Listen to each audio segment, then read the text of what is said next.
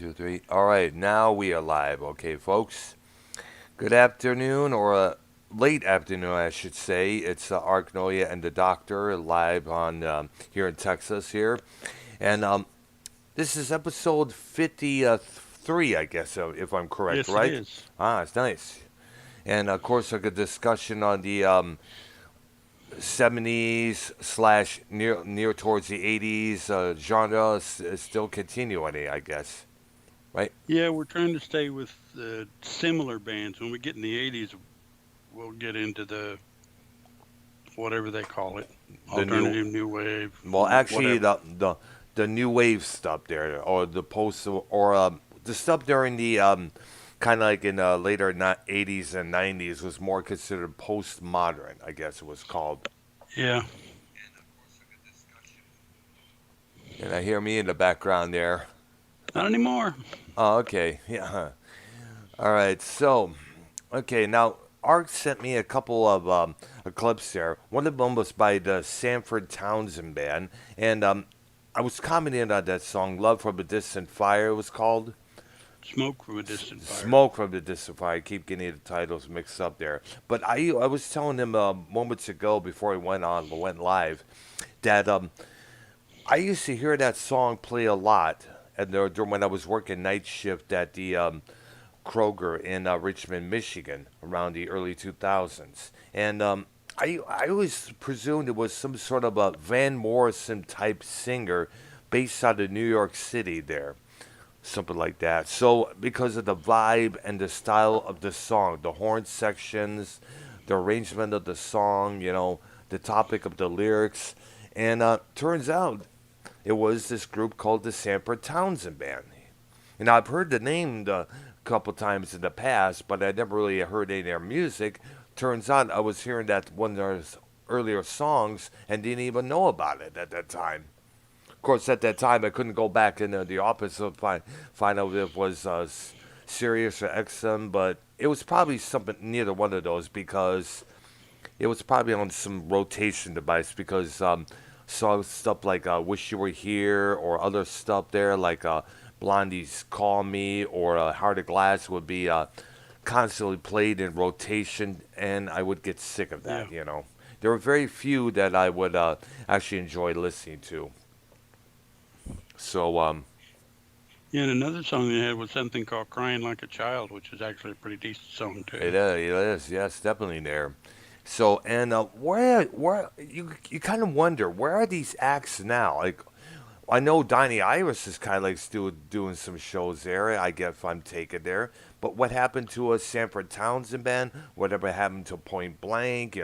Whatever happened to this act, this group here? It's like, did they just fizzle out, or did they just break up, or did they just decide to retire, or what? Yeah, it's hard to explain. I know it. And the thing is, it's just really a lot of these bands could have stayed on and could have really broke big if they kept pushing forward. But Oh, something yeah. something may have happened where they decided, let's can it, and it maybe too much tension, maybe tension between us bandmates or us or the record companies or with the management and such there, and who knows. True, true. But they have left on, but they all they have to back to let me rephrase that. But they do have left. They have left behind a legacy of work. Whether it's two or three albums there, but it's Yeah, and in some cases, we really don't want to forget them because it's worth remembering them. yeah. But yet you know how the people are today. It is like on to the next trend, on to the next group out there. You know. That's how basically it was with all these '80s metal bands out there. They would like push way to the side in favor of these alternative bands that would later merge in the '90s. There, Yeah, and how long did most of them last? yeah, exactly.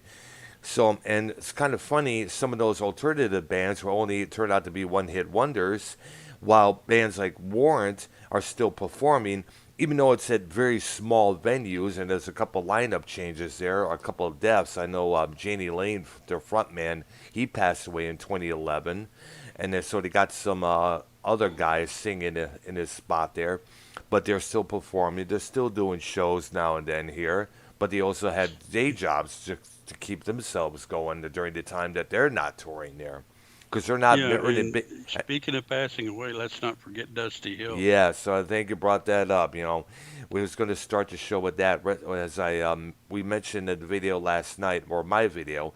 Dusty Hill, the bassist and co-vocalist for ZZ Top, passed away yesterday at the age of 72. He sang on tracks like Manic Mechanic, the classic Tush. He co-shared vocals with Billy Gibbons on "It's Only Love" and the immortal Beer Drinkers and Hellraisers there. Yeah. Um, and definitely check out those albums that are still out if you're still able to find them. Most of them may be uploaded on YouTube, and we're not talking albums like Eliminator, Afterburner, or the stuff they did in the '80s. There, we're talking about stuff like DeGuendo, what's that? Rio Grande Mud. Rio Grande Mud, yes. And what was that one that was called Texas with the J instead of an X? Yeah, Tejas. Tejas, there we go. There, I guess that was the original name for the state of Texas, if I take it there. I think that's correct. All right, because remember I'm a Michigan native prior to moving here. So sometimes I need to be re-upped on some information regarding names and titles there. All right, so our list is continue on. Shall we continue? The next one's a group called Sea Level. Yeah, so remember you sent me one of their clips. I remember seeing them on what was a PBS program called Soundstage back in the around 79, 78 there. Now, if I'm not mistaken, the interesting thing about this group is they comprise largely of Allman Brothers alumni. So they were members of the Allman Brothers group that was since departed and decided to put together their own band, I guess. Yeah, I think they did it during one of the times when Allman Brothers were on hiatus. I see. And they said, we want to keep making music, but we'll do it this way. All right, so this was basically a side project for them. For the most part, it was. I think they only had 2 albums. All right, there, yeah. And you sent me one of their clips there, and I think you have a couple. Do you have a list of them by chance, or no? No. Okay, so but they do deserve. Wasn't there? Didn't they have one of the members of Paul McCartney's Wings at the helm? I think one of their old drummers. I think it was. I remember hearing Could that. be. Wouldn't hurt looking them up and seeing. Yeah, because I remember hearing, if I was mistaken, that Joe English, I think the guy's name, he used to drum with Paul McCartney and Wings in the '70s. There, he may have had playing drums with this group for a while now. Could be. Maybe, who knows? So I'll have to wait and see. Have to look them up sometime there, when I get the chance there. But knowing how much, knowing, yeah, I see him on the chat there. What up, dude? I'm also, I kind of also extended an invitation to a dude named Joshua Hampton, I should say there. Dang gummit. Sorry.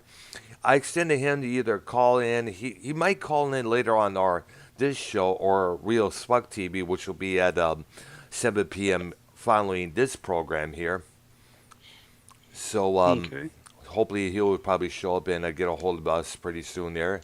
See if he has anything to ask or want to talk about there. And the next one I got is a group called Sea Train. Sea Train. I don't think I've heard of that band actually there. This is a new one for me.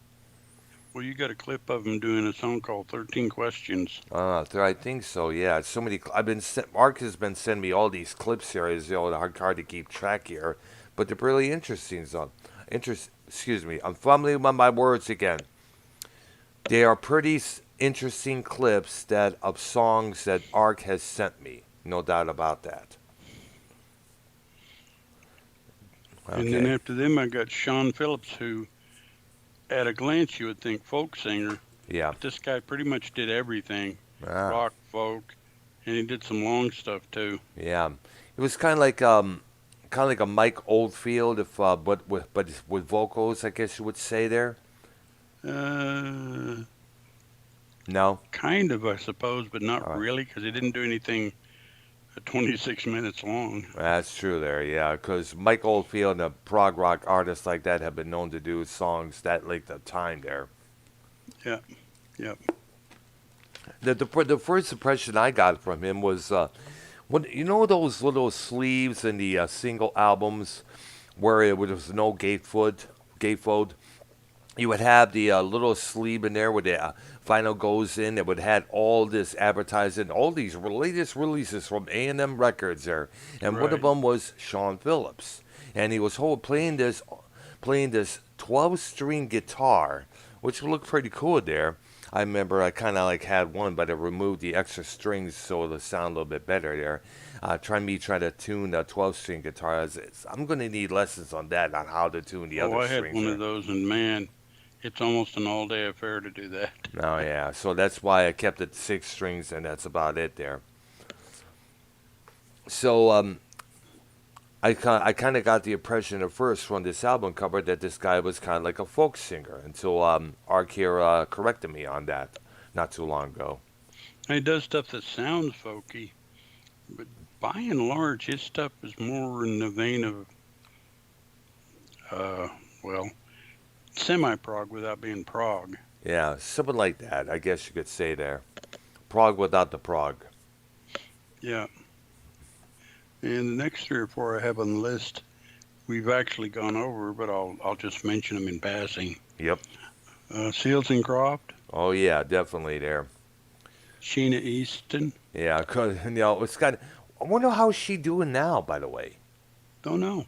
Yeah, because the last time we heard of her was somewhere around the when was it in the 1990s? I mean, the last big hit she had was a track produced by L.A. and Babyface called "The Lover in Me," Yeah. and she she had that one hit song with Prince called "You Got the Look" in '87. She starred in Miami Vice as Sonny Crockett's second wife there. Some And she Caitlin. actually had a pretty big string of hits early. Yeah, exactly. Morning Train, Modern Girl, and we cannot forget For Your Eyes Only for the James Bond Right. flick of the same name. And I think she actually appears in the movie, kind of lip syncing the title song while the opening credits are rolling. Which is a first at that time because no other James Bond film has ever done that. True. And then we got Slade, which Oh most my of us should be goodness, familiar with. yeah, from the British glam rock scene from the early '70s, along with Yeah. Roy Wood's Wizard, uh, Right. the the Sweet, along with bands like I know so many glam rock, and we cannot forget Susie Quattro, a Detroit native who made it Yep. big in England. She got to be mentioned just as well. Sure. Mm. Of course, we know her from her also as a role as Leather Tuscadero in the Happy Days series. Well, I guess she was Right. related to Arthur Fonzie, I guess. Yeah. Yeah. And of course, now Slade, as we all know, they had great songs like "Stomp Your Hands" and "Clap Your Feet." They had Mama, those, we're all crazy now. yep, and of course the essential "Come On, Feel the Noise," which both those songs got covered by Quiet Riot. The latter Right. became a humongous hit for Quiet Riot, and that helped Slade get a couple deals here in the states. They eventually Yep. signed with a CBS record and released their album, which I had a great album called "Keep Your Hands Off My Power Supply." Pretty excellent album if you want to check something out there. He had a movie called Slade in Flame. I had that record. Nobody's Fool. I had that record there. And of course, we cannot forget. Oh, let's not forget the song "Goodbye to James," which the glam band Britney Fox covered on their first record there. Right. Yeah. So it feels to say that some of the '70s glam rock scene from over to the UK. Oh yeah, we also got to include David Bowie's Ziggy Stardust identity included just as well there. They kind of like helped pave the way for some of the freaky disco Studio 54 club kids scene there, as well as some of the glam metal scene throughout the 1980s there. Yeah. Uh, then we got Sly and the Family Stone, which we also covered. Yeah, we know. And what was the issue with Sly Stone himself? Was he was going through a lot of issues here? I guess it was tax stuff here, drug stuff here. What is going on? I'm not real sure what's going on with him now. Yeah, no, it's like he when I ever heard about him, he was getting this trouble, that amount of trouble here. It's like it was the same with the late DMX. The few times we have heard from him in the early later 2000s, he was getting busted with this, he was getting busted for drug possession, this and that here, and that's a different story, unfortunately, Albert. But it would be nice for the Sly Stone to come back. I know he could Yep. have had Yep. that, but that the problem is, how would the people of today, who are into acts like Trippy Red, little Yacht, or all these little rappers, the teeny bop rappers out there with their peculiar oddball names, how would they react to a veteran like Sly Stone? And how would their fans react just as well? True. Next one I have, actually, I'm going to go ahead and mention them, but they kind of sort of fit more in the 80s as kind of an early one of the alternative things, Yeah. but they're different. They're not exactly like that. And that's a group called Sparks. Yeah, that's the group, one of the bands you sent me there. Now we know this group. They had an album called Sparks in Outer Space, which the short-haired guy, Ron and what's this? Which was Ron It's and Ron Russ and Russell Mail, Male, and Ron was and the one with the mustache, right? I believe so. Yeah, he And when was. they played, his thing was to play and look disinterested and just kind of look around. hmm He never really reacted or moved or anything. That was his gimmick, and the guy's mustache That kind was of a gimmick. yeah, it was, and the guy's mustache kind of resembled that of the Adolf Hitler's. So I can imagine when he had that going on when he first started off. People were kind of questioning that. Yeah. And his brother, the singer, Yeah. uh, was animated. I mean, the song I sent you is one called "This Town Ain't Big Enough for the Both of Us." Yes. And like I say, when you sit and listen to it, it's like, whoa, this song sounds more like rock than it does alternative. Yeah, it does. Yeah. In fact, we also cannot forget that song they did with Jane Whelan of the Go Go's. I think it was "Cool Right. Places." Yeah. And they also there's a subject. There's a subject now of a documentary that's out right now. I've heard that. Yeah. It kind of goes over their I think history. yes. It's kind of. And I guess it's. I don't know which channel it's on. Maybe on Hulu or I know it's not on Netflix, but you have to look it up. Sparks documentary on the Google search there. and if I'm not mistaken, the Paul McCartney video for Coming up, yes, he's. I guess it's either him or Linda dressed up as the keyboard player, Ron because he Mayo. looks just like Ron Mail. Exactly there. In The fact, I did mannerisms and everything. exactly. I remember that, man. And that was back in 1980 when that song came out there. Yeah. All right. Next one I got is Spiral Staircase. Yeah. What was the song? Oh, come on.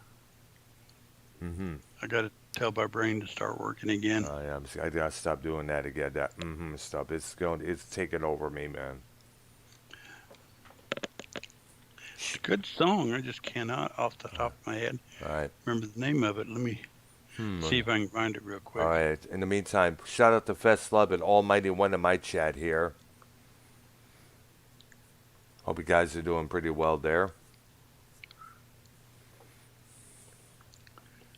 Maybe they know who Spiral Staircase did. It'll be a while there, folks. There. It won't be a long time. I just got to go through my.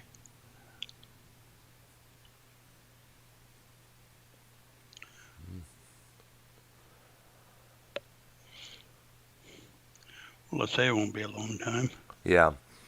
I want to remind everybody that's right after this program here, which will have to end probably a couple of minutes early before 6 p.m. Central. I'm going to be live with the Real Swag TV on both my channel and the Minnesota Vikings fan Real Swag TV channel there. And I want to remind everybody about that. And we got a couple of interesting subjects to talk about. One particular that was brought to my attention actually was we addressed it, me and Bolsey did this past Monday evening. More today than yesterday. That's the name of the track there. It was, again, a 100 wonder. Yeah, yeah. A lot of, I guess you could say a lot of one-hit wonders are on this continuation of the list. I guess you could say there. Well, there's so many of them. Oh yeah. Okay, next one I got is an interesting one because Jerry Rafferty is a part of this group. Oh yeah. Steelers Wheel. Yes. We know that one song, Stuck in the Middle with You. That's the one that constantly gets played no matter what. And they had another song that was a semi-hit called Star that was actually a pretty good song. Yeah. You got a copy of it? Yes, you sent me that clip there. I think you did, yes. And rest in peace to Jerry Rafferty. I guess he died in, what was it, the year was? 2010, or I think it was? I believe so. I believe so, yeah. He came, like I said, it was, I remember him for songs like the album City to City. I remember hearing that at school one time there. Yeah, almost all that album is really good. Yeah, it is, Of course, we all know Baker Street. Oh, yeah, like the back of our hands. Classic song from there. And of course, we cannot forget another song he did called "Get It Right the Next Time" there, which came out a year after that album came out. And there was Right Down the Line on that album. Yeah, High and Dry. Yep, absolutely. Stealing Time, Whatever's Written in Your Heart. Maggie's Rag, I think it was called. That sounds right. I don't know that for sure, but it does sound right. All right. Definitely look it up there. It came out in 1978 there on the United Artists record label, the label that Electric Light Orchestra and Kenny Rogers were originally on.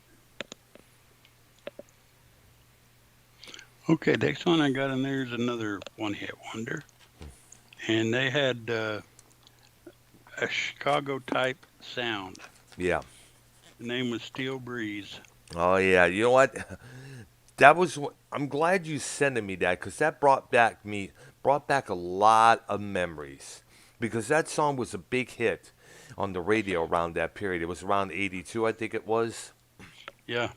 And they got their title from the course, from the one of the lyrics in the course, "Shine on You Crazy Diamond," "Rode on the Steel Breeze," and of course they decided to take that title. And of course had that one hit song back of that year, and I don't know if they continued on afterwards or broke up. I don't really remember. I'm trying to remember the video as well. I should probably look it up sometime later on this evening there. It's one of the ones I sent to you. Yes, I remember. I think it was just the audio version, I think it was, that you sent me. Yeah, probably so. Yeah. Next one in the list is Stephen Stills, but I think we went over his stuff. I think, we all know the song "Love the One You're With," which I'll mention again. Luther Vandross, rest in peace to him, did an excellent cover of that song. Excellent. If you ever heard that version, Ark, definitely check it out. He made it his own. And that's what you're supposed to do when you cover a song. Yeah, he did that with the Carpenters. He did it with Dionne Warwick. He did a lot of other songs just as well. And then the next one I got is Steve Perry, the singer who used to be in Journey. Yeah, that's right. Remember, we all know the song that he sent me, "Oh Sherry," big hit in 1984. And funny thing, that record that came from Street Talk was meant not to sound like a Journey album. Right. I guess it was produced by Steve Perry himself, and he later took that same kind of sound that he had for that record, and he would later apply it to the Journey album, Raised on Radio.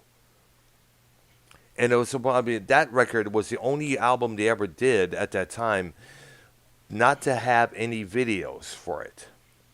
Right. They rely on one live music video performed live of the song "She Can't Help It." Yeah. It was an unusual album for Journey.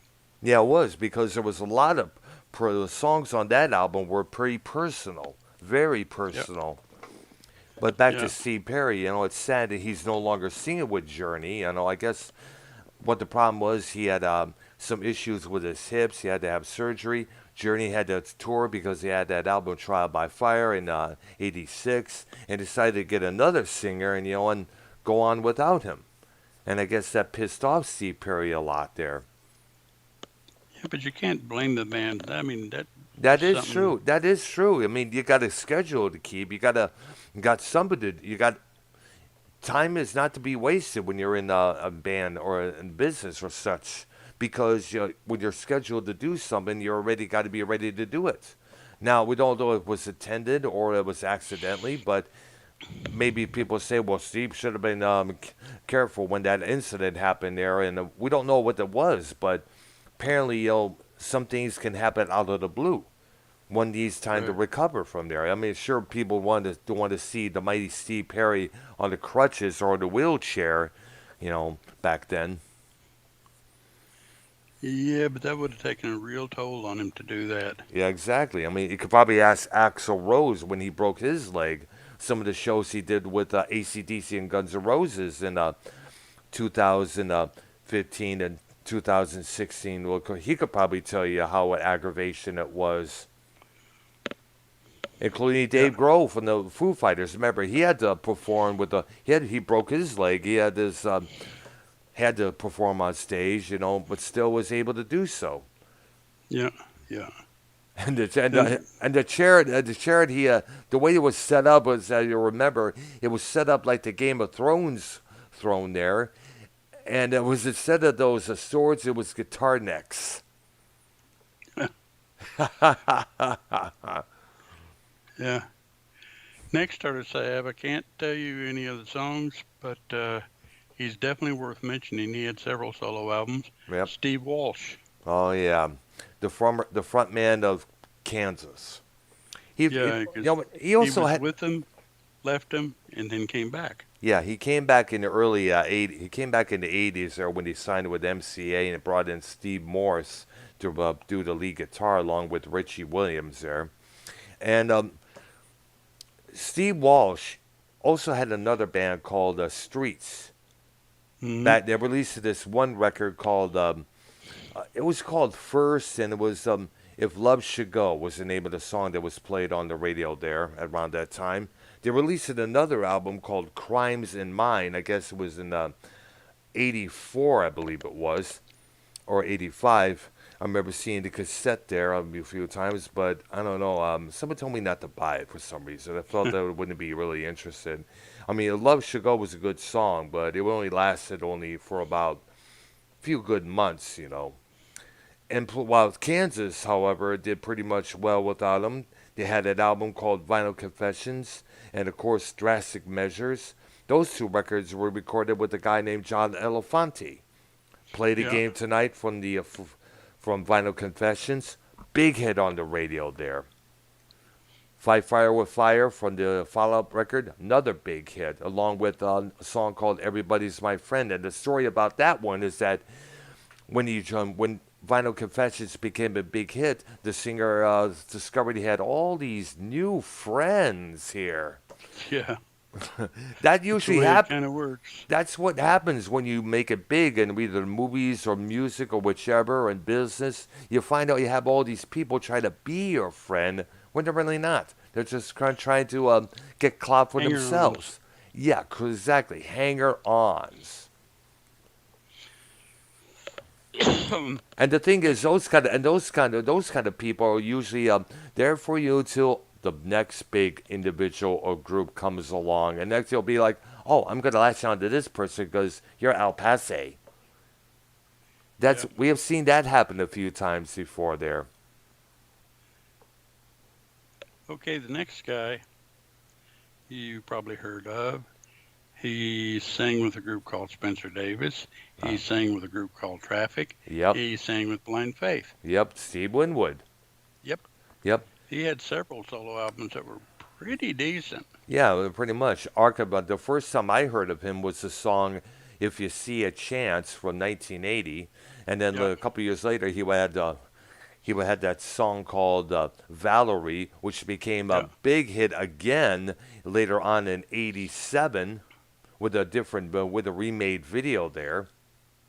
Because I remember seeing the original video for that track. It was kind of him standing in the background, lip syncing to the lyrics and moving a little bit, while the image in slow motion would show this blonde-haired girl with a kind of like was looking blonde while her hair is blowing away. Must have had a fan on her, no doubt about that. Oh yeah. Yeah, and of course they for the when it became a song, when it became a hit song again, it would later redo the video there to make it more in time with what's going on there at that moment. Remember, this is around '87, and the track came out in 1982, Yeah. and it would be a couple years before Back in the High Life would come out in '86, and that would become a tremendous hit. In fact, Yeah. Shaka Khan, Shaka Khan sings back up on "Higher Love." Joe Walsh contributes guitar on one track. I think it was. I forgot the title of that one, but that record was humongously big. Oh, we cannot forget James Taylor singing back up on the title cut there. Yeah. And counting his work with the other three bands Yep. and Go, Yep. he was in a group called Go. Yeah. That guy Wow. had a phenomenal string of songs. It's kind of funny. I'm just now thinking about 1983 when him and the late Jim Capaldi brought back Traffic, but it was just those two. Yeah, didn't have Mason or Wood. Chris Wood there. I guess Chris Wood Yeah. passed away, and Mason at that time was involved with that, with Fleetwood Mac, with that particular lineup of Fleetwood Mac, which came and went. Yeah. One album. Bye. Yep, and one to back up, one opening slot for Crosby, Stills, and Nash. That was it. Yeah. And next one I got is one album group, the Stills Young Band. And that was one. And that was one. That was a project, I guess, featured Steven Stills, correct? Right, and Neil Young. Oh wow, that's interesting there because I didn't think those two. Well, when you look at it, Neil Young and the CSNN, all those were at odds and ends, evenness and ends with those guys there. When you look at it there, Well, it's mostly Young said, "Yeah, I want to play." No, I don't. Yeah, I do. I want to do solo. Well, no, I don't.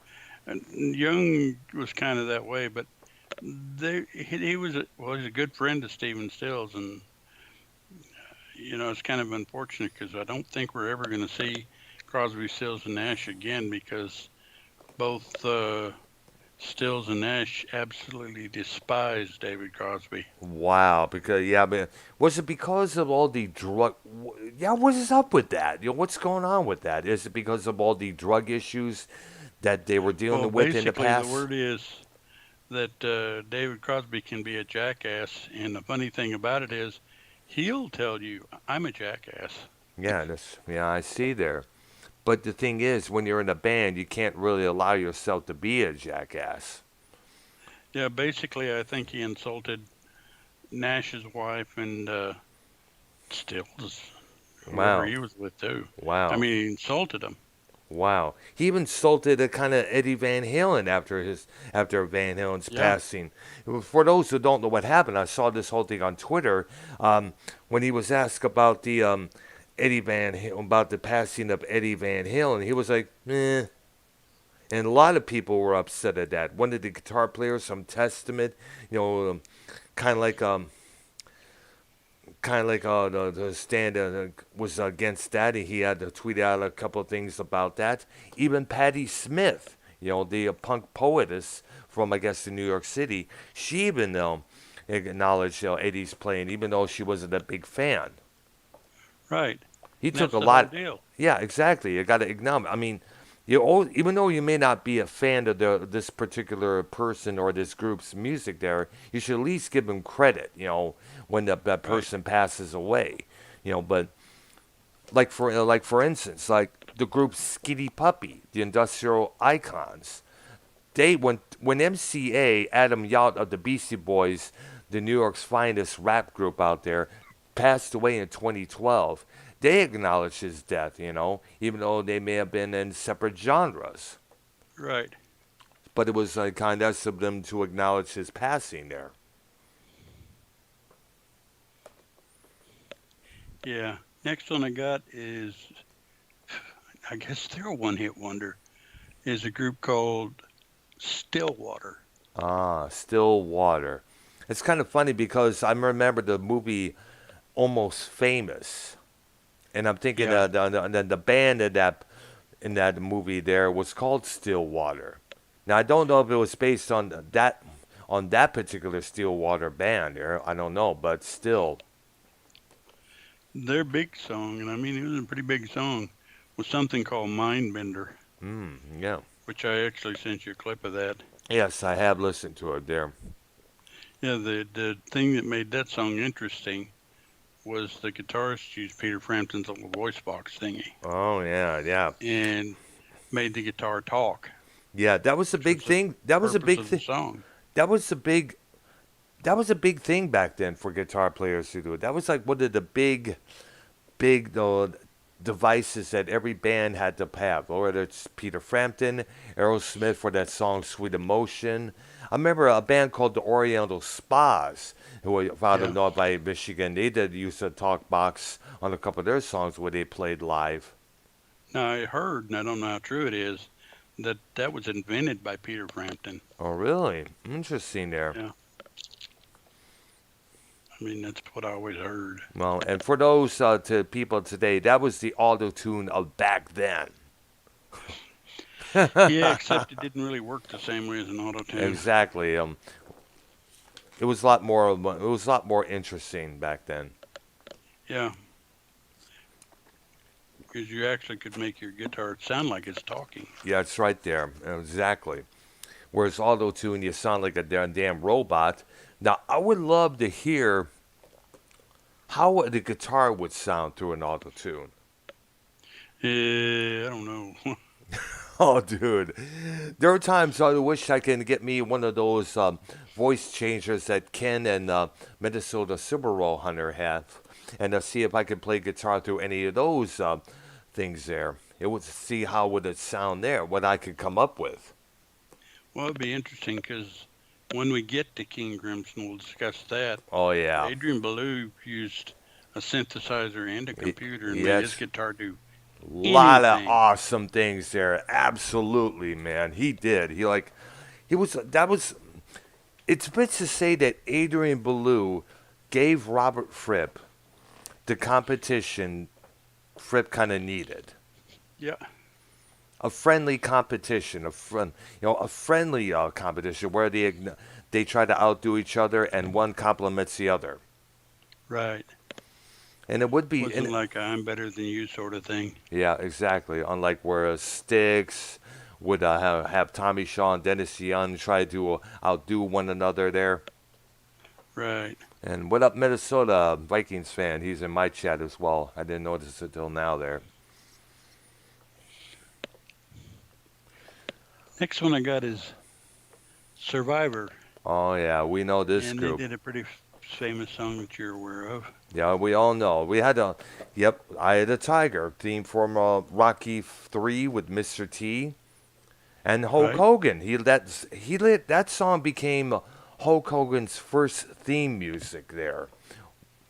Of course, so until Rick Derringer did Real American for the wrestling album, that would later become his theme song since that. And of course, when he had Yeah. joined the NWO and WCW in 1986 and 1996 and 97, there he would later have Voodoo Child by Jimi Hendrix as his theme music there.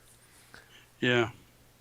And I guess what I understand from Eric Bischoff, the guy who was running WCW at that time, he had to pay a lot of money for about a couple of seconds of Voodoo Child, and then it would kick in with the NWO theme music there.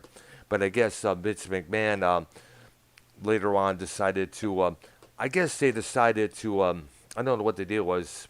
I think the Hendrix estate decided they like let's have him use the soul whole song as his entrance music because there were a couple of times they would play that song and Hogan would come out and the song be going all the way through up till he gets in the Yeah. ring to either wrestle or cut a promo or such. And not famous in my chat here is asking me, did we ever see the Woodstock '99 documentary? I heard about that. I haven't seen it yet, but you know what? I'm glad you brought that up because that's one of the things I would love to check it out. Yeah. And Bam, in my chat, says 100K a year. I guess that's how much you had to pay for the theme music that Hulk Hogan used, I guess. Wow. If that's so, it's a holy cow, mofo. Yeah. Man. Next one I got Sutherland Brothers and Quill. Mmm. No, Quiver. Sorry. Quivers, okay there. Uh, they had a song. Well, they didn't really have what you'd call a hit song, Yeah, but they had a song that was played called "Arms of Mary." I see. It's kind of like, it's okay. All right. Okay. See where you're coming from there. Next one I got is a guy. Well, Mark Boland's Oh group. my God. T Rex. Yep. Oh Yeah, yeah. their first album they actually named it Tyrannosaurus Rex. Yeah, and they They had it. shortened it to T-Rex. Yep, exactly. So when we think of T Rex, we're not thinking of the dinosaur. We're thinking of the band. And we also know the song that made them famous, Bang a Gong, Get It On, which the power station featuring members of Duran Duran would make a big hit again in '85 there. And it's kind of fun, interesting. I was I was involved with this lady here. Her name was Lena back in Michigan around '91. But yet she had an obsession over Mark Bolan. She was like obsessed with the guy. She had all the records, all the albums, all the She watched a lot. She had a lot of bootleg footages to watch here. She was like obsessed with the guy. Wow.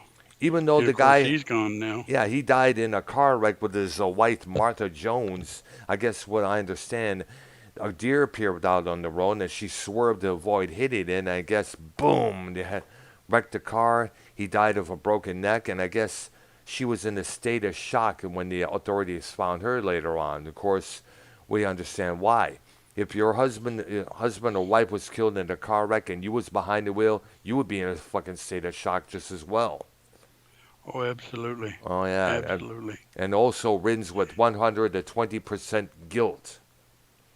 And the Electric Warrior album, which was easily their best, Yep, also had on it Mambo Sun, yep. Jeepster, Oh yeah, we know that song pretty much well. I know that was played a couple times at the Labyrinth in downtown Detroit there.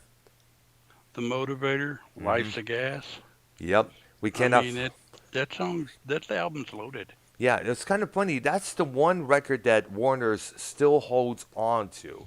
All the other rests that they put out, like Tanks or A Beard of Stars, that would later be reissued under a different. One of them would be Castle Communications, straight out of the UK there. But you know how record companies are. They hold on to the big money makers, and that the big money Yep. maker was, of course, Electric Warrior. And if you ever want to sample T-Rex, that album. Absolutely. Or you could look on other albums like Dandy and the Underworld, or Tanks, or other stuff there. Yeah. Because that girl I mentioned, her name was Lena. She had lots of that stuff. And we also cannot forget the song "Children of the Revolution." Yep.